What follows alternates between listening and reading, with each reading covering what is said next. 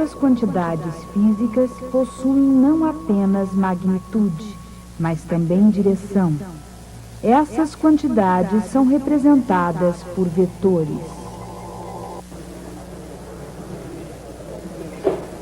Algumas coisas são estritamente uma questão de ponto de vista. Por exemplo, Copérnico disse que todos sempre contemplavam o universo do ponto de vista da Terra. O que aconteceria se utilizássemos o ponto de vista do Sol? Um dos resultados imediatos seria que ficaríamos muito bronzeados. Obviamente, o seu ponto de vista não deve ser menosprezado. Uma vez escolhido um determinado ponto de vista, pode-se precisar de um meio de descrever exatamente onde se encontra alguma coisa e que direção ela está indo. Como fazer isso? Por exemplo, os jogadores de xadrez possuem uma maneira de dizer exatamente onde no tabuleiro está cada peça e de que maneira ela se move. Crianças brincando de batalha naval sabem como descrever onde está cada coisa. É claro que, assim como esses jogadores de xadrez e essas crianças, nós, cientistas, precisamos de ter algum meio de descrever exatamente onde alguma coisa se encontra. No norte do Oceano Pacífico, pode ocorrer uma batalha naval que provavelmente não ocorreria numa brincadeira infantil. Este é o centro da Guarda Costeira em Alameda, um ponto estratégico na Baía de São Francisco. Aqui, os métodos para se localizar ou lançar um navio a qualquer hora são rigorosamente profissionais. Em épocas tranquilas ou em momentos de crise no alto mar, a Guarda Costeira dos Estados Unidos exerce suas atividades com uma considerável variedade de meios e maneiras, cartas de navegação de alta precisão, uma profunda familiaridade com a baía e as águas circundantes, sistemas eletrônicos requintados, dispositivos de rastreamento muito eficazes e um pessoal de terra de nível excepcional. Esses são os recursos da Guarda Costeira dos Estados Unidos.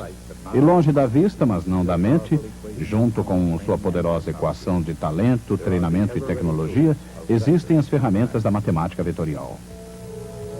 Uma entidade que possui tanto magnitude quanto direção é um vetor representado por uma seta.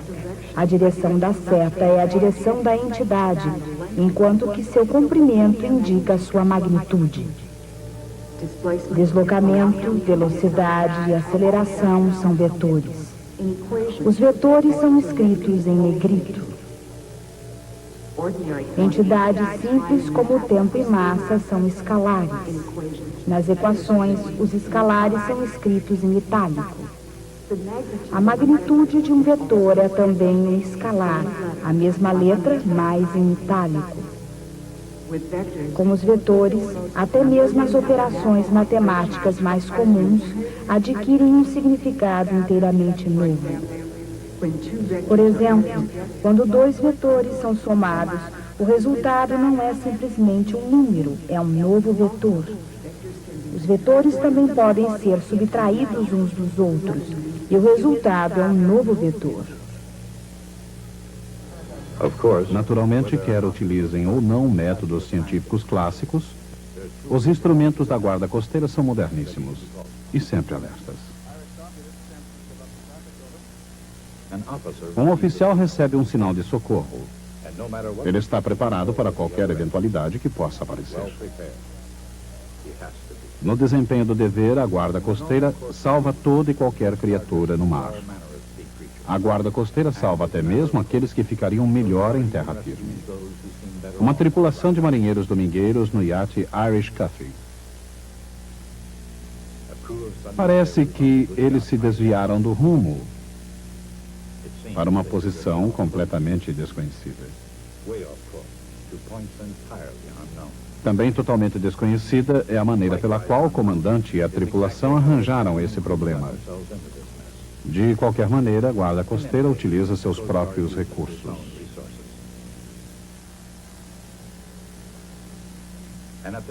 Com o girar de uma chave,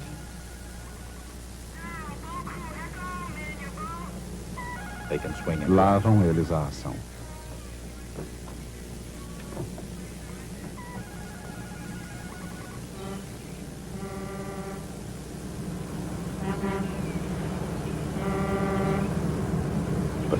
Mas espera um pouco. Essa abordagem talvez não seja necessária. Do ponto de vista da tripulação, pelo menos enquanto houver comida e bebida, a situação ainda não é de crise no Irish Coffee. Malcolm Bogart e Percival Flynn, homens corajosos, recebem inspiração do seu líder, o Capitão Duke. Quer o perigo seja imediato ou potencial, a guarda costeira não brinca em serviço. Irish Coffee, this is San Francisco Coast Guard. Location and nature of the distress, over. This is the Irish Coffee. Repeat, we're in trouble and we're someplace off the coast of San Francisco. Irish Coffee to San Francisco Coast Guard. Request you monitor channel 13 and contact us every 15 minutes, over. Great. Not only are we not sailors, we're not map readers either. Well, it's got to be in the blue part, right? Because that's where we are. We got to be in the blue. Being carelessly lost. Estar perdido no mar não é brincadeira. E um convidado desinformado pode tornar a situação no mínimo perigosa. Especialmente quando essas coordenadas estão no mapa rodoviário de São Francisco. De qualquer maneira, podemos aprender algo aqui. Essas linhas formam uma rede retangular, ao menos tão retangular quanto a superfície esférica da Terra o permite. Qualquer ponto desse mapa pode ser localizado, determinando-se sua posição horizontal e vertical. Por exemplo, imaginemos algum local do mapa marcado com um ponto vermelho. Suponhamos que o ponto vermelho tenha a coordenada horizontal x de menos 150 quilômetros. E suponhamos que sua coordenada vertical, y, tenha menos 124 quilômetros. Quaisquer que sejam as distâncias na Terra, no mar ou no ar, um sistema de coordenadas é vital para qualquer mapa. Os mapas de ruas das grandes cidades geralmente utilizam quadriculados, como o mapa da cidade de Nova York. Cada mapa possui o seu próprio sistema de coordenadas. Mas até mesmo no caso de locais famosos como Central Park, Boston Common, ou a Casa Branca na Avenida Pensilvânia, os mapas podem confundir uma pessoa que não esteja familiarizada com um sistema retangular de coordenadas. Naturalmente, para o carteiro, o bombeiro, o entregador ou o motorista de táxi, esses quadriculados são simplesmente uma maneira de se ir de um lugar para outro. Mas para alguns, encontrar o seu caminho pelo mundo é um verdadeiro desafio. Um desafio semelhante ao enfrentado por homens que realmente compreenderam o significado da palavra coordenadas. Na história da matemática, René Descartes e Pierre de Fermat escreveram o primeiro capítulo sobre sistemas de coordenadas no século XVII. Esses sábios franceses desenvolveram um engenhoso esquema interrelacionado à geometria e à álgebra. Ao mesmo tempo, mas do outro lado do Canal da Mancha, John Wallace desenvolveu uma teoria que seguia uma linha semelhante. Embora Carl Friedrich Gauss tenha posteriormente inventado o termo, Wallace foi o primeiro a introduzir a ideia do número complexo. Em seu livro Álgebra, Wallace representou um número complexo A mais B, I, por exemplo, medindo a parte real A ao longo de um eixo horizontal e a parte imaginária, B, ao longo de um eixo vertical.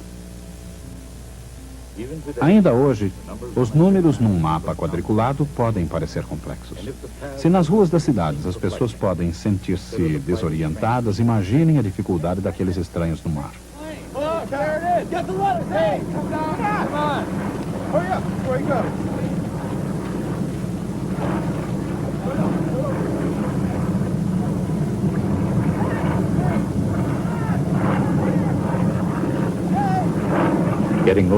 Perder-se sem um bom mapa é a parte mais fácil. Ser encontrado sem um mapa exige um pouco mais de trabalho. Para encontrar uma embarcação perdida, a guarda costeira tem vários métodos de ação, inclusive a triangulação. Dois diferentes ângulos de recepção radiofônica são estabelecidos através do uso de antenas direcionais. Linhas retas são prolongadas até se interceptarem. Assim, se a guarda costeira utilizasse a triangulação, e se o mar fosse tão previsível quanto a matemática, o Irish Cuff deveria estar justamente aqui. Isto é, ele estaria aqui se tivesse estabilidade suficiente para se manter num local. Isso seria esperar demais, porque, à mercê das correntes, as embarcações flutuam à deriva por todo o mar. Saber sua localização num determinado momento e local não é o suficiente. A guarda costeira necessita a direção e a velocidade de deriva do Irish Cuff. Em que direção? Com que velocidade? Embora o comandante adote uma abordagem novelesca, ele não encontrará respostas nas páginas do Moby Dick. Como não se vê sinal de buscas, outro sinal de socorro não deverá fazer mal algum. We're off the coast of San Francisco. Please come in. Coast Guard. Repeat. Now, if Bogart actually... Se Bogart tivesse fornecido uma segunda posição à guarda costeira, o quadro poderia ser esse. As duas posições são unidas por uma seta da posição 1 para a posição 2. A direção da seta mostra em que direção a embarcação está sendo levada pela correnteza. Seu comprimento mostra que distância. Essa seta é chamada vetor deslocamento. Com mais informações, a guarda costeira pode estimar a rota da embarcação à deriva, unindo a ponta de um com o final de outro vetor deslocamento, resultando uma soma de vetores. A velocidade de deriva pode ser calculada dividindo seus vetores pelo intervalo de tempo entre os sinais.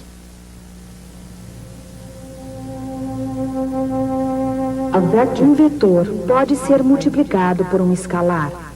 Este novo vetor terá o mesmo sentido, caso o escalar seja positivo. Mas sua magnitude poderá ser diferente. Multiplicando-se um vetor por um escalar negativo, seu sentido é invertido. É claro que a moderna guarda costeira raramente calcula a rota de embarcações à deriva, calculando à mão os vetores deslocamento e velocidade. Contudo, quando se trata de compreender certos princípios de navegação e matemática, o valor do vetor não pode ser superestimado, assim como sua história não pode ser ignorada. A álgebra vetorial nasceu no século XIX e seus criadores foram William Rowan Hamilton, um irlandês, e o alemão Hermann Grassmann. Na elaboração dessa matemática, Grassmann tentou desenvolver uma estrutura algébrica, na qual geometria com qualquer número de dimensões pudessem ser tratadas. Embora muitos na época considerassem o seu trabalho muito complicado, as sementes da matemática de Hermann Grassmann têm origem na Grécia Antiga. Além de tudo, a lei do paralelogramo, para a composição de forças considerada por Aristóteles no caso particular de um retângulo, é um exemplo da soma de vetores. E de uma forma ou outra utilizada com a maior cautela desde então. Isaac Newton julgou o paralelogramo de forças suficientemente importante para incluí-lo em sua magnífica obra Principia. Seriam necessários alguns séculos até William Hamilton perceber o âmbito e a versatilidade dos vetores. Numa tentativa de interpretar matematicamente a rotação no espaço, em termos físicos, Hamilton buscou um sistema análogo de números complexos tridimensionais. Ao invés disso, acabou descobrindo uma álgebra de objetos quadridimensionais, a que deu o nome de quaternions. Um quaternion tem uma parte vetorial tridimensional e uma parte escalar unidimensional. Embora a ideia dos vetores e escalares só viesse a ser refinada na época moderna, Hamilton havia desenvolvido uma convincente maneira de expressar a mecânica de Newton. James Clerk Maxwell, um pioneiro da eletricidade e do magnetismo, percebeu o brilho teórico das ideias de Hamilton. Mas, mesmo assim, elas não tiveram aceitação geral. Para serem eficientes, conteúdo e forma precisam estar juntos. Embora a teoria de Hamilton fosse brilhante, sua forma era complicada demais para sobreviver. Mas, em sua essência, a teoria conseguiu sobreviver. No século XIX, o professor da Universidade de Yale, Josiah Wheeler Gibbs, tomou emprestado algumas ideias originais de Hamilton e Grassmann, aplicando-as à física teórica. Relutando em receber o mérito por ideias que não eram originalmente suas, Gibbs esperou 2 décadas antes de permitir que E.B. Wilson reproduzisse suas fórmulas em um livro. Finalmente, com a publicação em 1901, os vetores percorreram o mundo até que, como o som da música, puderam ser ouvidos em toda a parte.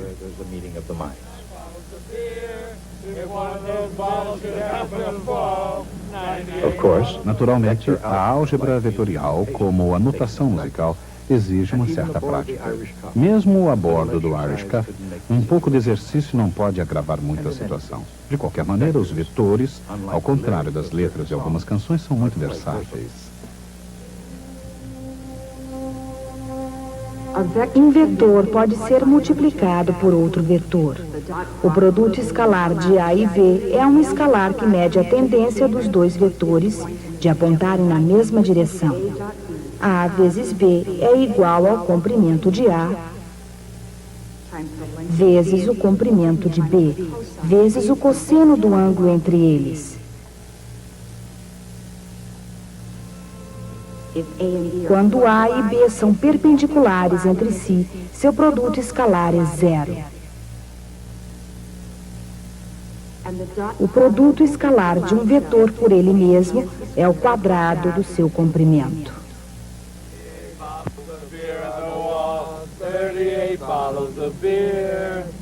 Moving right along. O produto vetorial de 2 vetores é um novo vetor, perpendicular ao plano dos 2 vetores originais. Seu comprimento é numericamente igual à área do paralelogramo formado pelos vetores originais.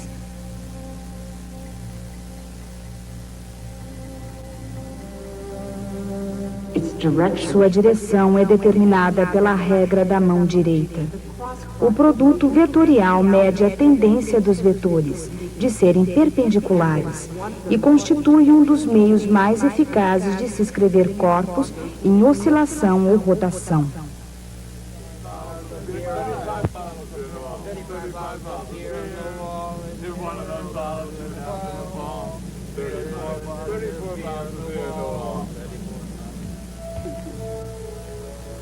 A álgebra vetorial utiliza 2 vetores unitários perpendiculares entre si, I e J.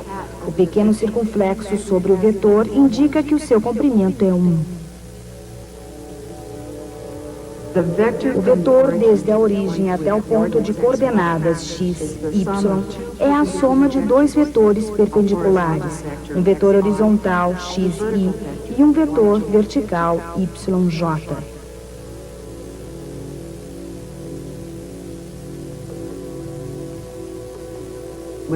Com o auxílio de I e J, a soma e multiplicação de vetores podem ser realizadas através da álgebra comum.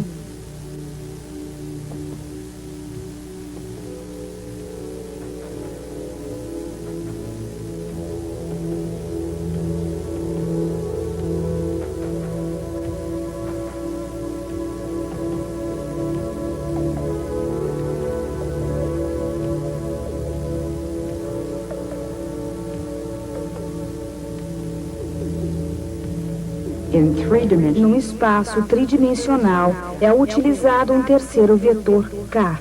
K é perpendicular ao plano de I e J. Um vetor tridimensional é escrito xi mais yj mais zk.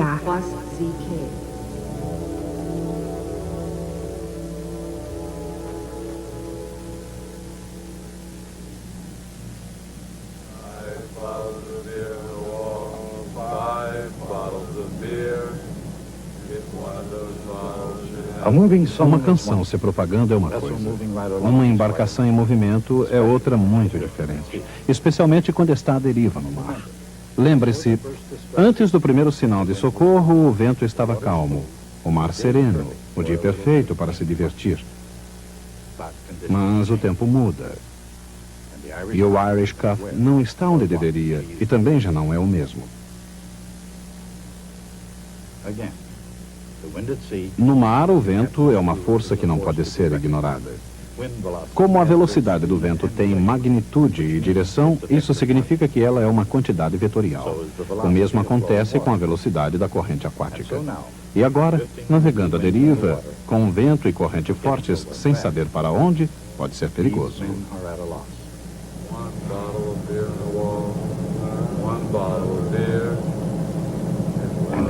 E finalmente, eles o percebem.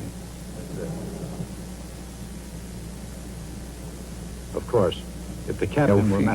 E é claro que se o comandante tivesse inclinações matemáticas, tentaria ajudar a guarda costeira.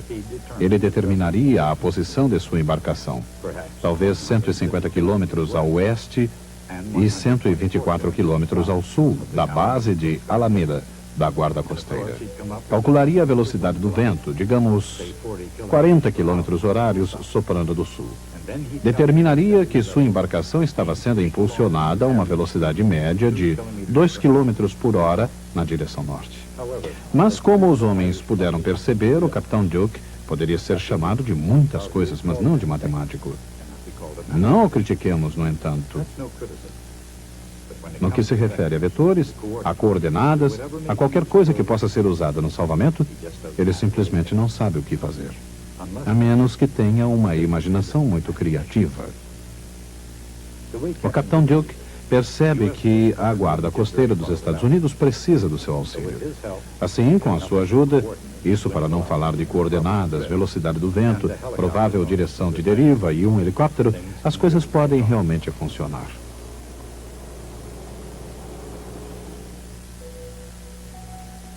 O capitão Duke acredita que o piloto tem combustível suficiente a uma velocidade máxima de 125 km por hora para permanecer no ar durante 4 horas.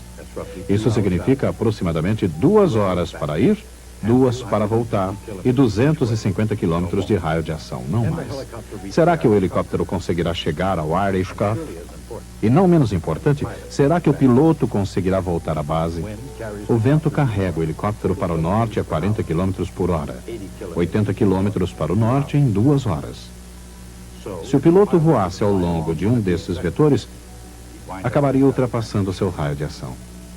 Não poderia ir mais longe, pois não poderia contar com um vento a favor constante para impulsioná-lo em sua viagem de volta à base.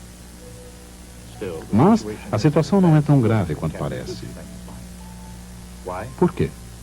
Porque o Irish Cuff também está derivando para a direção norte a 2 km por hora. Dentro de 2 horas, terá se afastado 4 km para o norte, o que o levaria para o limite do alcance do helicóptero. Levando em conta a velocidade do ar, a velocidade do vento, a velocidade da deriva, o piloto calcularia a direção do voo adequada e chegaria ao Irish Cuff.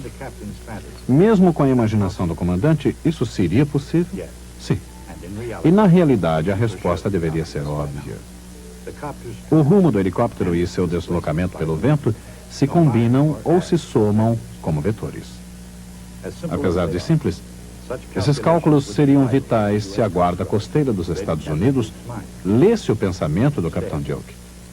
Mas em vez disso, puseram em prática o seu próprio plano.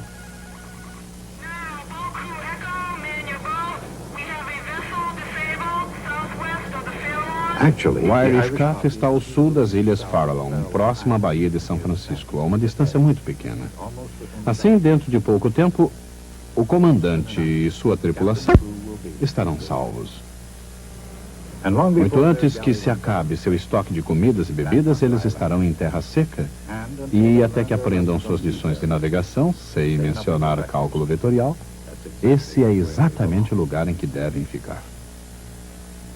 Antes de Copérnico, o centro da Terra era o centro do universo. Aliás, no mundo aristotélico, a própria ideia de lugar não tinha significado, exceto quando se queria informar sua posição referida ao centro da Terra. Quando Copérnico entrou em ação, o que ele fez foi aplicar rotineiras operações matemáticas, escrevendo as equações das órbitas planetárias no diferente sistema de coordenadas. O mundo jamais seria o mesmo. Mas isto é uma afirmativa enganadora. Dá a impressão de que o importante é ter o sistema de coordenadas correto. A verdade é justamente o oposto. Todos os sistemas de coordenadas são bons. Copérnico diz que a origem deve estar no Sol. A guarda costeira diz que a origem deve estar em sua estação coordenadora. E ambos estão igualmente certos. Podemos dizer isso de maneira mais profunda. As leis da física são exatamente as mesmas em qualquer lugar. As leis de Newton funcionam tanto na nebulosa do Caranguejo quanto em Kansas City. E porque nós acreditamos nisso, precisamos de uma forma de expressar essas leis, que se aplicam da mesma forma em todos os sistemas de coordenadas. E essa maneira é através dos vetores. A ideia de um vetor é desconcertante, porque um vetor possui um tamanho e uma direção, mas não ocupa um lugar. Mas isso é exatamente o que precisamos para representar leis que são iguais em todos os lugares. Na próxima aula, analisaremos uma equação vetorial, que é o núcleo da compreensão do mundo. I'll see you then.